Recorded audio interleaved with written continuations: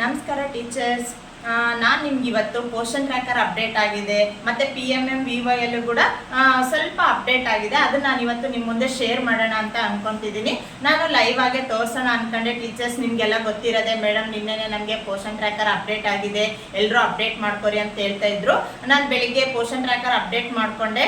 ಮತ್ತು ಏನು ಈ ಪೆಂಡಿಂಗ್ ಏನು ಮೇಡಮ್ ಲೀಸ್ಟ್ ಹಾಕಿದ್ರು FRS THRದು ಅದೆಲ್ಲನೂ ಫುಲ್ಲಿ ಕ್ಲಿಯರ್ ಆಯಿತು. ಎಲ್ಲರೂ ಹೇಳ್ತಾ ಇದ್ರಿ, ನನಗೆ ಎಷ್ಟೋ ಜನನು ಕಮೆಂಟ್ ಕೂಡ ಮಾಡಿದ್ರಿ. ಸೊ ಅದಕ್ಕೆ ಟೀಚರ್ಸ್ ಈ ವಿಡಿಯೋ ಮಾಡ್ತಾ ಇದ್ದೀನಿ.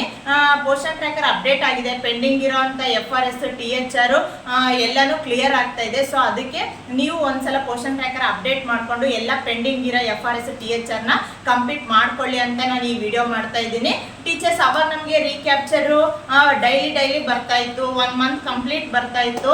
ಸೊ ಆದರೆ ಈಗ ಈ ಒಂದು ಪೋಷನ್ ಟ್ರ್ಯಾಕರ್ ಅಪ್ಡೇಟಲ್ಲಿ THRನ 15 ಡೇಸ್ ಒನ್ಸ್ ಮಾಡಿದ್ದಾರೆ.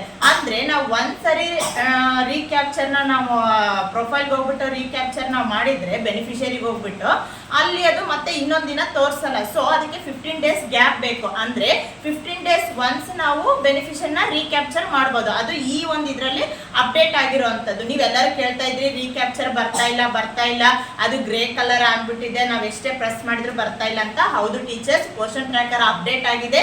ರೀಕ್ಯಾಪ್ಚರ್ ಓನ್ಲಿ ಮಂತ್ಲಿ 2 ಟೈಮ್ಸ್ ಮಾತ್ರ ವರ್ಕ್ ಆಗ್ತಾ ಇದೆ ಈಗ.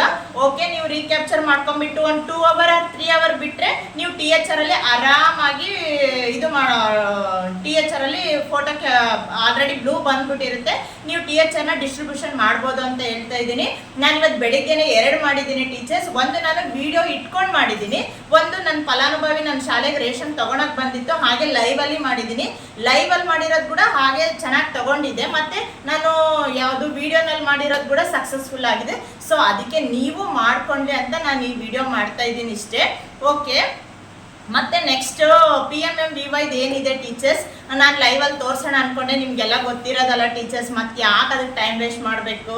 ನಮ್ಮ ಟೀಚರ್ಸ್ ಮೊದಲೇ ವೀಡಿಯೋಸ್ನ ಸ್ಕಿಪ್ ಮಾಡಿ ನೋಡ್ತಾರೆ, ಅವ್ರಿಗೆ ಏನೋ ಮತ್ತೆ ಗೊತ್ತಿಲ್ಲ ಅಂತ ಕಮೆಂಟ್ ಮಾಡ್ತಿರ್ತಾರೆ, ಅದು ಬರಲಿಲ್ಲ ಇದು ಬರಲಿಲ್ಲ ಅಂತಿರ್ತಾರೆ.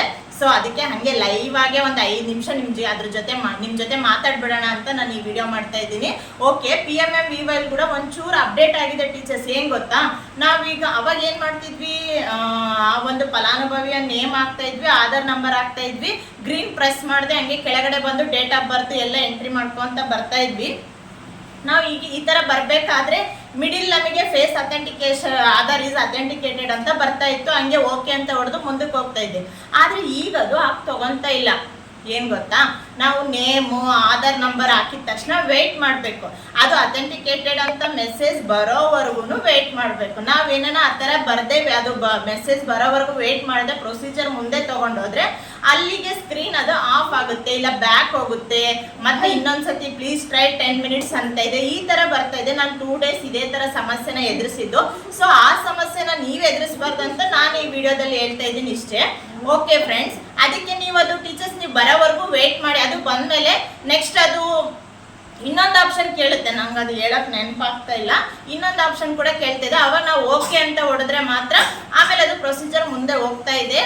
PMM-VY ಕೂಡ ಬೇಗನೆ ಅಪ್ಲಿಕೇಶನ್ಸ್ ಎಲ್ಲ ತಗೊತಾ ಇದೆ. ಸರ್ವರ್ ಏನು ಇಶ್ಯೂ ಇಲ್ಲ.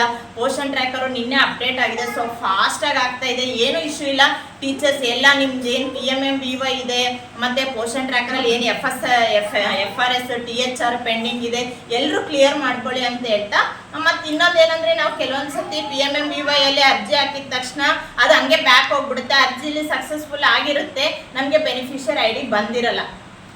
ಸೊ ಅವಾಗ ನೀವು ಯಾವ ರೀತಿ ನೀವು ಬೆನಿಫಿಷಿಯರ್ ID ತೊಗೊಳೋದಂದರೆ, ನೀವು ಸರ್ಚ್ ಬೆನಿಫಿಷರಿಗೆ ಹೋಗಿ ಮೊಬೈಲ್ ನಂಬರ್ ಹಾಕಿ ಕೂಡ ನೀವು ಬೆನಿಫಿಷಿಯರ್ ID ತೊಗೋಬೋದು. ಇಲ್ಲ ಅಂದರೆ ನೀವಲ್ಲಿ NPCI ಚೆಕ್ ಅಂತ ಇದೆ, ಅದು ನಿಮ್ಗೆಲ್ಲರಿಗೂ ಗೊತ್ತಿರೋದು. ನಾನು ಅದ್ರ ವಿಡಿಯೋ ಕೂಡ ಮಾಡಿದ್ದೀನಿ ಯಾವ ರೀತಿ ಚೆಕ್ ಮಾಡೋದು ಅಂತ. NPCI ಚೆಕ್ ಲಿಸ್ಟಿಗೆ ಹೋಗ್ಬಿಟ್ಟು ನೀವು ಅಲ್ಲಿ ಹೊಡೆದ್ರೆ ಅಲ್ಲಿ ಬೆನಿಫಿಷಿಯರ್ ನೇಮು ಮತ್ತು ಬೆನಿಫಿಷಿಯರ್ ID ಎಲ್ಲ ಬರುತ್ತೆ. ಅವಾಗ ನೀವು ಅದನ್ನು ಬೆನಿಫಿಷಿಯರ್ ID-ನ ತೊಗೋಬೋದು. ಓಕೆನಾ, ನೀವು ನಿಮ್ಮ PMM-VY ಬುಕ್ಕಲ್ಲಿ ನೋಟ್ ಡೌನ್ ಮಾಡ್ಕೋಬೋದು. ಓಕೆ, ಈ ಥರ ಅಂತ ಹೇಳ್ತಾ ಆ್ಯಪ್ ಎಲ್ಲ ಫಾಸ್ಟಾಗಿ ವರ್ಕ್ ಆಗ್ತಾ ಇದೆ ಅಂತ ಹೇಳಕ್ಕೆ ಇಷ್ಟಪಡ್ತಾ ಇದ್ದೀನಿ. ಓಕೆ, ಬಾಯ್ ಟೀಚರ್ಸ್.